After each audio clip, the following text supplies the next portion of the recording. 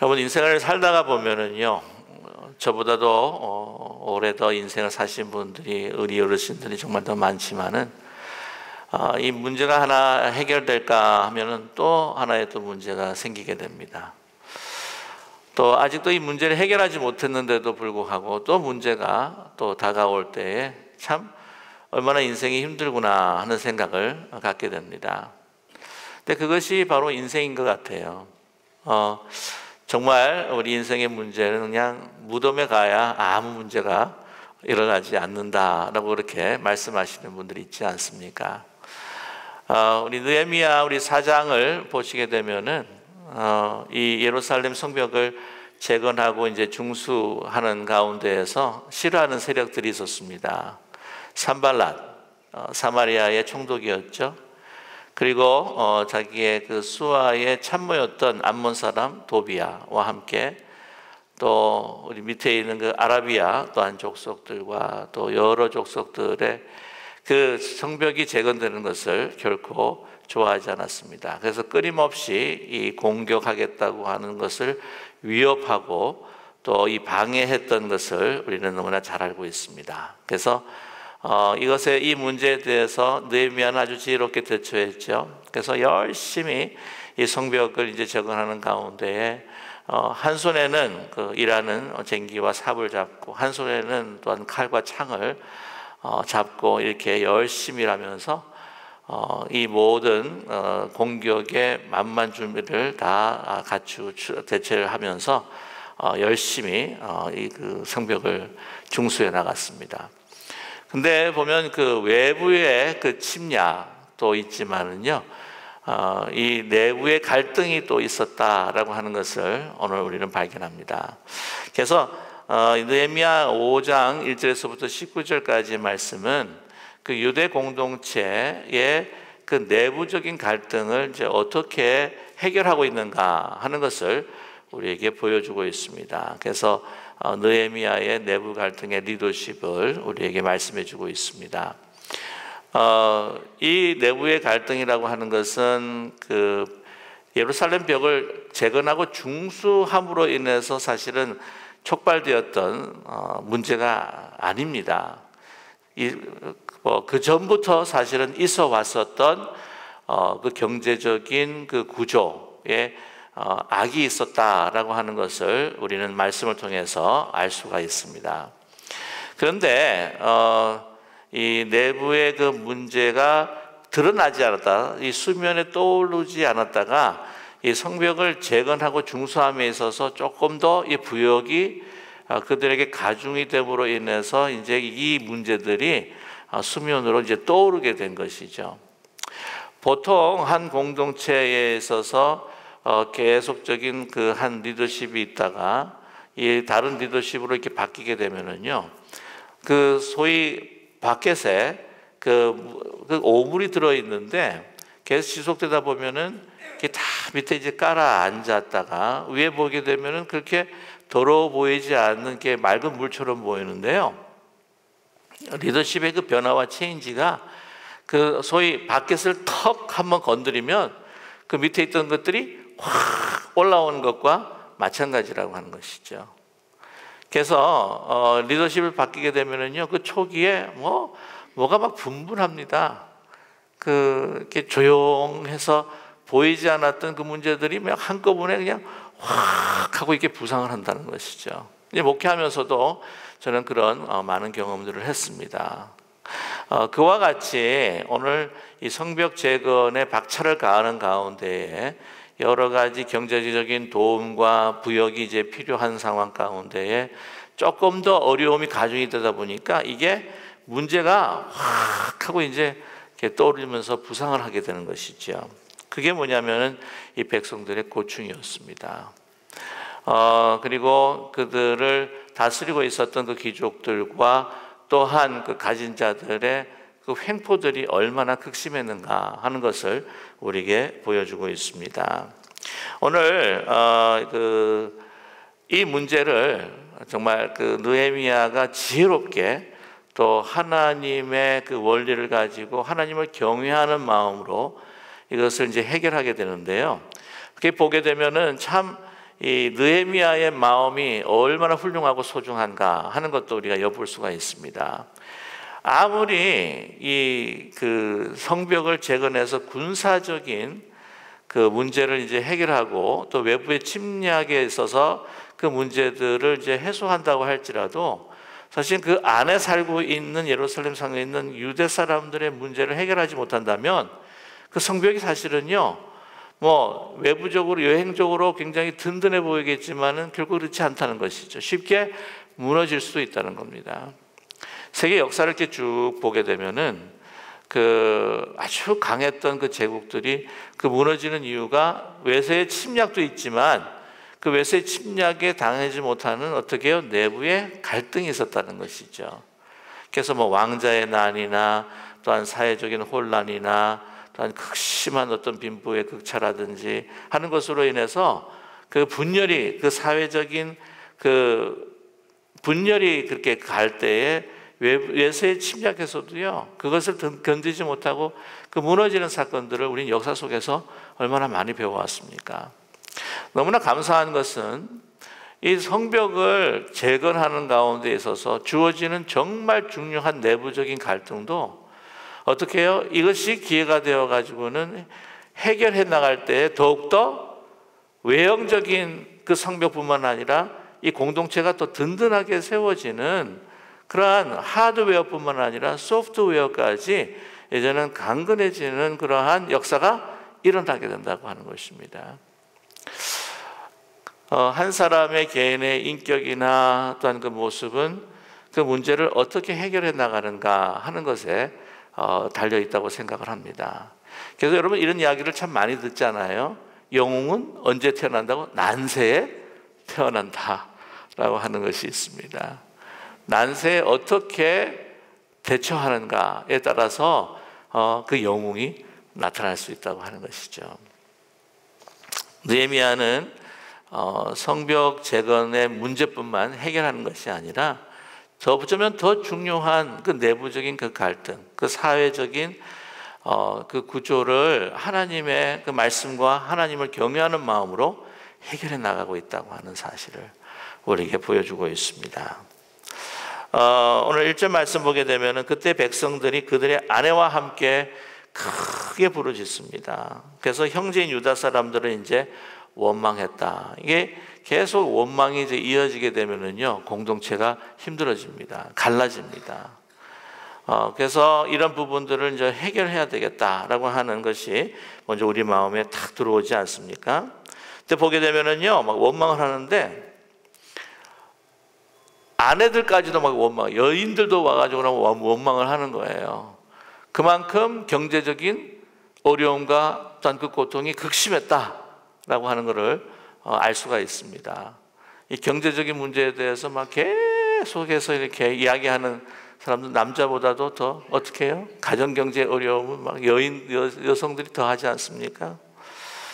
그래서 보면 어떤 사람들 말하기를 우리가 자녀가 많은 거예요. 자녀가 많은데 먹을 것이 없기 때문에 이제는 그냥 우리는 어쩔 수 없다. 빌어 먹어야 되겠다라고 하는 이야기를 하고요. 3절 말씀에 보게 되면은 여기에 그 성벽을 재건하고 중수하는 것뿐만 아니라 당시에 흉년이 드는 어려움이 있었다고 하는 것을 우리는 알 수 있습니다. 그래서 흉년의 곡식을 얻자. 그 흉년의 곡식을 얻지 못해 가지고는 뭐를 파냐면은 포도원과 밭과 포도원과 집이라도 저당 잡혀 가지고는 이제 먹겠다는 것이죠. 그만큼 어렵습니다. 또 한 가지의 그 흉년뿐만이 아니라 문제는 4절에 보게 되면 어떤 사람은 말하기를 우리는 밭과 포도원으로 돈을 빚을 내서 왕에게 세금을 바쳤도다. 이 과거형을 보게 되면은 이 페르시아에서 부역하는 그 어떻게 주는 이 세금이라고 하는 것이 굉장히 높구나 하는 것을 많구나 하는 것을 짐작할 수 있지 않습니까? 그래서 얼마나 그 세금이 그 헤비하고 무거운지 뭐 집과 포도원과 정말 밭을 팔을 만큼 팔아서 내야 할 만큼 무거웠다고 하는 것이죠. 5절의 말씀 보게 되면 우리 육체도 우리의 형제의 육체와 같고 자녀도 그들의 자녀와 같은데 이제 우리 자녀들 어떻게 해요? 종으로 팔 수밖에 없는 더 함께 이렇게 살아서 같이 먹을 수도 없기 때문에 종으로 팔아야 되고 보면은 그 한국에서도 극심하게 못 살 때는 왜 자녀가 많으면은 다 부양할 수가 없어가지고 좀 이렇게 자녀가 적거나 자녀가 없는 형님 가정이나 동생 가정에 이렇게 막 양자나 양녀로 막 입양시키는 경우가 있었죠. 예. 저만 아는 건 사실인지 모르겠는데. 그래서 보면 딸 중에 벌써 종된 자가 있다고 하는 것이죠. 그리고 우리가 그렇게 소작을 해서 일구어서 우리가 먹어야 할 그런 모든 것들도 다 남의 것이 되었고, 여기 보면 5절의 말씀 보게 되면요, 이 사람들은요, 이 결론입니다. 아무런 힘이 없는 사람이에요. 그럼 시편 126편을 보게 되면은, 정말 포로가 되어서 다시 귀환할 때 우리가 꿈을 꾸는 것 같았도다. 우리 혀에는 찬양이 가득 찼도다 라고 하면서 그렇게 그냥 꿈을 꾸듯이 희망과 소망을 가지고 다시 이스라엘 그 땅으로, 예루살렘 땅으로 돌아왔는데, 이제는 그 꿈들은 이제 다 사라지고 바벨론에서 포로 시대 때 됐거나 지금 와가지고 경제적인 어려움으로 인해서 종이 되었던 지금 이 상황을 보게 되면 별 다를 것이 없는 그런 어려움을 당하고 있는 현실을 우리는 볼 수가 있습니다. 얼마나 낙심하고 얼마나 낭망했을까요? 정말 우리에게는 소망이 있는가? 우리 인생은 무엇인가? 정말 하나님께 역사하여 주셔서 우리가 해방된 것 같은데 또 이제는 속박을 받아야 되고 종노릇해야 하는가? 특별히 우리가 사랑하는 자녀들을 얼마나 속상하겠습니까? 여러분 상상하실 수 있으십니까? 그랬을 때에 6절 말씀 보게 되면은요, 느헤미야가 이 부르짖음을 듣습니다. 여러분 이 지도자라고 하는 것은 참 듣는 것이 중요한 것 같아요. 고통을 들어주는 겁니다. 그래서 고통을 들으면서 오늘 말씀 보게 되면은 어떻게 그 반응이, 첫 번째 반응이 크게 노했다. 크게 노했다. 이거는 의분이라고 생각을 합니다.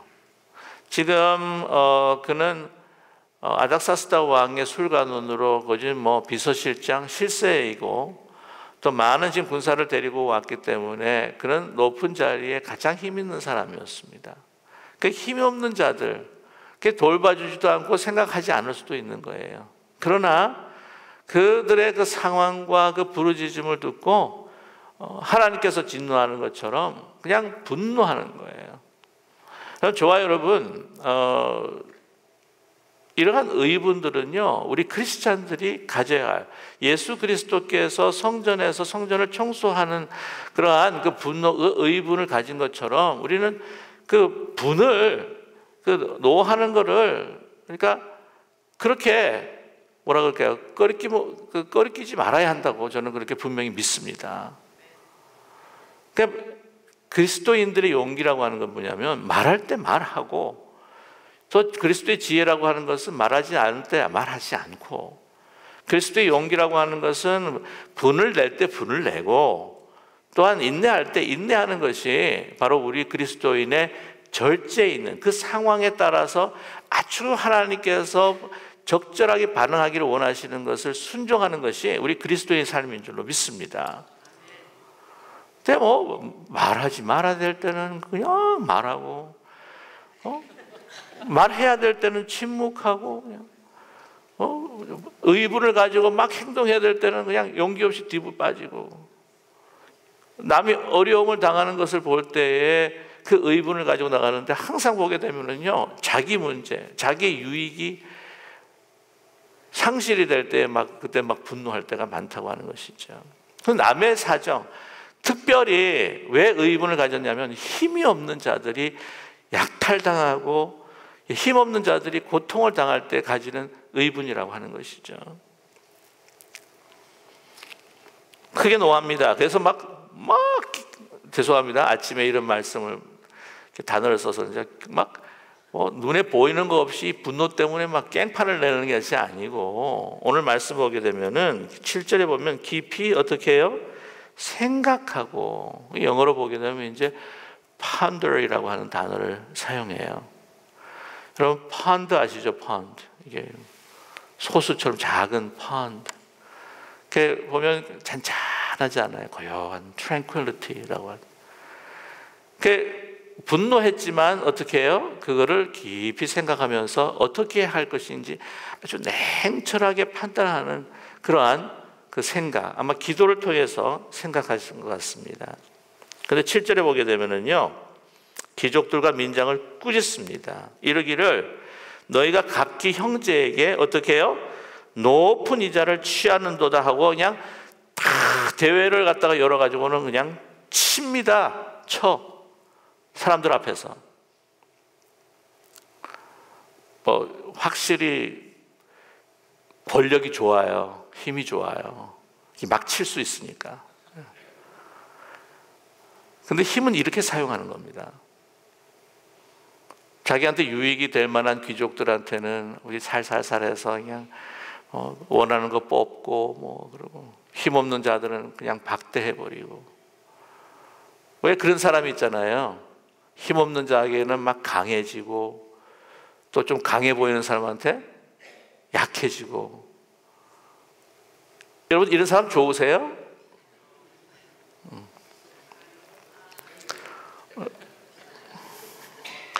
우리 자신도 한번 살펴보면 좋을 것 같아요. 근데 보면 그들이 뭐가 잘못하고 있냐면 고리대금업을 하고 있습니다. 고리대금업을. 오늘 보면 높은 이자를 취하는 거예요. 여러분 사람이 너무 힘들다 보면은 한국에서도 보니까 너무 돈이 급하니까 막 사채를 끌어 쓰잖아요. 저도 한국에 있으니까 막 문자가 와요. 김영미 부장 그래가지고 막 와 이렇게. 근데 그 높은 사채, 그래서 힘들고 어려울 때에 그 사람들의 정말 등골을 빼먹고, 이 청년들의 말에 하면 그 사람을 빨대 꼽는다 그래요. 이렇게 빨대 꼽는. 빨대 뽑아가지고 그냥 쪽쪽 빨아먹는. 그 높은 이자로 더 이익을 취하는. 그래서 경제가 더 어려울 때 어떻게 해요? 있는 사람들이 더 마음만 먹고 욕심을 부리면 더 많은 돈을 벌어들일 수 있다고 하는 거죠. IMF가 터지고 난 다음에 웬만한 사람은 더 힘들어졌지만 또 있으신 분들은 더 그냥 많은 돈들을 취할 수 있었던 그 기회가 됐다고 하는 이야기도 듣게 됩니다. 그래서 칩니다. 근데 보면 그 귀족들이 그를 느헤미야를 도울 수 있는 그 많은 것들을 사실 가지고 있고 또 더 이렇게 뭐라 그러나요? 도와줄 수 있는데도 불구하고 그들의 행위에 대해서 그대로 고발하고 있는 느헤미야를 우리는 살펴볼 수가 있습니다. 그리고 여러분 그 유대의 법을 보면 율법을 보게 되면은요, 형제들에게는 이자를 받지 못하게 합니다. 이방 사람들에게는 받아도 된다고 그렇게 이야기를 하는데 형제 자매에게는 절대로 이자를 받지 말아라, 그렇게 율법이 정해져 있습니다. 근데 그 고리대금을 하는 거죠. 많은 그 아모스 선지자나 또 다른 이 선지자들의 그 선포를 보게 되면은요, 이렇게 대금업하고 경제적으로 고통과 아픔을 주는 그 사람들에 대해서 얼마나 신랄하게 그 말씀을 선포하고 또한 그 심판의 말씀을 그들에게 전하는지 모릅니다. 8절의 말씀 보게 되면 그들에게 이르기를 우리는 이방의 손에 팔린 우리의 형제 유다 사람들을 우리의 힘을 다해서 다 이렇게 어떻게 하면 종된 유다 사람들을 해방시켜서 끌어오려고 하는데, 아니 도리어 어떻게 해요? 종으로 그냥 이익이 된다고 어떻게 팔 수가 있느냐는 거죠. 우리 손에 팔리겠냐 하며 어떻게 해요? 그들이 잠잠하여 말이 없습니다. 그렇게 했다는 거죠. 그래서 그냥 그대로 찔러버립니다. 9절에 보면 또 내가 또 이르기를 너희의 소행이 좋지 못하도다. 우리의 대적 이방 사람의 비방을 생각하고 우리 하나님을 경외하는 가운데 행할 것이 아니냐라고 이렇게 말합니다.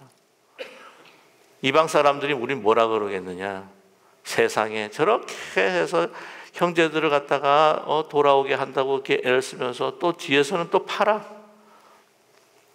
이게 말이 되느냐? 이방 사람들이 손가락질 하겠느냐? 이방 사람들도 형제들을 사랑하는데 하물며 하나님을 경외하고 사랑한다는 우리가 그런 짓을 하면 이방 사람의 웃음거리가 되지 않겠느냐?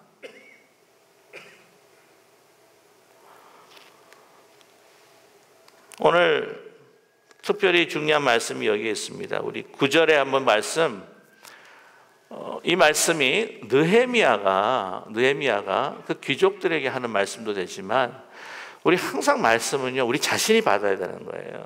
그렇지 않습니까? 이 말씀을 받을 때 자꾸 옆에 저쪽에 있는 김 집사님한테 자꾸 이게 적용한다든지 권사님한테 적용한다든지 그러지 마시고 오늘 이 말씀을 들으면서 우리에게 주시는 말씀이라고 생각하면서 우리 9절 같이 한번 읽겠습니다. 내가 또 이기를 너의 소행이 좋지 못하도다. 우리의 대적 이방 사람의 비방을 생각하고 우리 하나님을 경외하는 가운데 행할 것이 아니냐는 거예요. 하나님을 경외해야 한다는 거예요. 하나님이 어떻게 생각하시는지, 하나님은 무엇을 그렇게 소중하게 여기시는지, 하나님께 무엇을 원하시는지, 하나님의 뜻이 무엇인지, 그분을 사랑하고 공경하면서 그렇게 행해야 될 것이 아니냐. 그러니까 이 형제 사랑이라고 하는 것은요, 느헤미야의 형제 사랑이라고 하는 것은 바로 하나님을 경외하는 마음에서 나온 겁니다. 여러분, 나에게 하나님께서 권력을 주셨을 때, 나에게 힘을 주셨을 때 하나님의 뜻대로 사용하게 돼야 될 줄로 믿습니다. 자기 뜻대로 사용하면 안 된다는 거예요. 공동체를 어떻게 하면 보호할 수 있을까? 공동체가 어떻게 하면 연합될 수가 있을까? 그러면서 꾸짖기도 하고 혹시 손해가 올지도 모르는데 귀족들이 연합하고 민장들이 연합해가지고는 그냥 딴지 걸고 막 걸림돌 대고 그러면 어떡할까? 그런 거 생각하지 않고 하나님께서 주신 것이기에 하나님의 뜻대로 사용한다고 하는 것이기 때문에 아주 거침없이 하나님의 말씀을 선포하는 것이 아니겠습니까? 그러면서 10절에 말씀합니다. 이게 아주 프랙티컬한 이 문제의 해결을 우리에게 주고 있습니다. 여러분, 성경은요 영적인 것뿐만이 아니라 우리가 경제적으로 이렇게 사회적으로 우리가 어떻게 행동을 해야 할까라고 하는 구체적인 지침을 우리에게 주고 계십니다. 왜냐하면 그냥 항상 이런 우리의 어떤 육신, 어떤 경제적인 사회적인 문제를 전혀 다루지 않고 영적인 것만 다룬다고 하는 건요, 그런 부활이 우리의 영혼과 몸이 함께 사는 이론론적인 신앙을 배제하는 것입니다. 그걸 소위 말하면 영지주의예요. 영적주의라고 하는 거예요. 그러나 이 특별히 구약 같은 경우에는 우리가 어떻게 사람의 사회 속에서 살아야 할 것인가 하는 것을 분명한 지침을 주고 있는데, 자, 나와 내 형제와 종자들도 역시 동과 양식을 백성에 구워 주었거니와 우리가 그 이자를 받기를 어떻게 해요? 그치자라고 하는 겁니다. 이자 받지 말자. 근데 참 보면요, 요즘 이 자본주의 사회에서는 정말 이자가 무서워요. 제가 보니까 이야기 보면 집을 사가지고는 이렇게 샀는데 그 빌린 돈만큼 이자를 지불하는 분들이 많더라고요. 그러니까 이거 배꼽이 더 클 때가 많다고 하는 생각을 갖게 되는데, 그러한 이때 당시에서도요, 이 돈이라고 하는 것이 옛날이나 지금이나 이 돌아가는 모습이 돈이 돈하고 돌아가는데 돌아가는 모습이 거의 비슷한 것 같아요. 아무튼 우리 종자들, 우리의 자식들과 이분 종들까지도 이 돈과 양식을 백성에게 구워줬는데, 그러니까 아마 본인의 종자들도 아마 그랬던 것 같아요. 자기도 사실은 그래서 반성하는 모습을 우리가 발견하게 됩니다. 이자를 받지 말자라고 이렇게 이야기합니다. 그러면서 말씀합니다. 11절에 보게 되면은요, 밭과 포도원 값 나온 집이며 구워준 돈이나 양식이나 새 포도주의 기름의 100분의 1을 어떻게 다시 환원하라 라고 이렇게 조명합니다. 근데 지금 뭐 군사를 데리고 지금 성경 재건을 건축하고 많은 사람들의 이제는 그 구심점이 되었던 느헤미야, 뭐 어떡하겠어요? 말 들어야지. 그래서 12절에 순종합니다. 그들 말하기를 우리가 당신의 말씀대로 행하여 돌려보내고 그들에게서 아무것도 요구하지 아니하리다 하고, 제사장들 이제 어떻게 하냐면요, 계약을 완전히 그냥 확인받는 겁니다. 말뿐만 아니라 어떻게 해요? 이 소위 여기 하면 이제 각서 쓰고 도장 찍고 하는 거예요. 지금 누구를 통해서? 제사장을 통해요. 그래서 저는 그 귀족들이나 그 민장들도 어느 정도의 여호와에 대한 신앙이 있기 때문에 그러한 그 종교적인 어떤 그 관습이라고 할 수도 있겠지만은, 그 종교적인 어떤 그 관습이 완전히 그 사회적인 계약으로 이루어질 수도 있겠지만, 그러나 그 마음에 이 느헤미야의 다시 하나님의 경외에 대한 말씀을 다시 경각시켰기 때문에 그들이 이렇게 그 말씀을 순종하기로 작정했다고 저는 그렇게 생각해요. 자, 말대로 해가다 맹세를 합니다. 13절 말씀이 참 재미있어요. 내가 옷자락을 털며 이르기를 내가 말대로 행하지 아니하는 자는 어떻게 해요? 모두 하나님이 또한 이와 같이 그냥 털어버릴 것이다. 그래서 너희들이 다 빈손 털 털어도 아무것도 나오는 빈손이 되게 할 것이다. 여러분, 이 말씀이 딱 연상이 되는 게 없으세요? 예수님께서 제자들 둘둘씩 파송할 때, 복음을 제시할 때에 그 복음을 거부해버리면 어떻게 하라고 하셨죠? 신발 털 털어요. 네. 그거는 이제 조심해라. 경고 쓴 발언 같지 않습니까? 여러분, 저와 여러분, 이 진리에 대한 권위를 저와 여러분에게 주셨다고 하는 것을 믿는 우리 모두가 되기를 간절히 원합니다. 우리가 축복하는 자가 축복을 받고 진리를 거부하는 자에게 하나님의 심판이 이르게 된다고 하는 그 사인을 줄 때에 그것이 하나님께서 행하시는 그런 놀라운 권세가 저와 여러분에게 있다고 하는 사실을 여러분 잊지 않고 세상을 좀 담대하게 살아가는 우리 모두가 되기를 원합니다. 우리가 주님 앞에 섰을 때, 진리 가운데 섰을 때에 다른 사람이 우리를 축복하면 그들은 축복받을 것이고, 그들이 우리를 비방하고 저주하면 그들이 비방받고 어떻게 해요? 저주받을 것이라고 하는, 여러분 그 믿음 가지고 담대하게 이 세상에 눌리지 말고, 여러분 느헤미야는 가지고 있는 경제적인 권세 또한 정치적인 군사적인 권세를 사실 다 가지고 있었기 때문에 이 일들도 해갈 수도 있지만, 저와 여러분 혹시 그런 것이 없다고 할지라도 우리에게 주신 것 하나님의 은사와 영적인 권위가 우리 부활하신 주님과 함께 있다고 하는 것을 믿는 저와 여러분 되기를 간절히 소망합니다.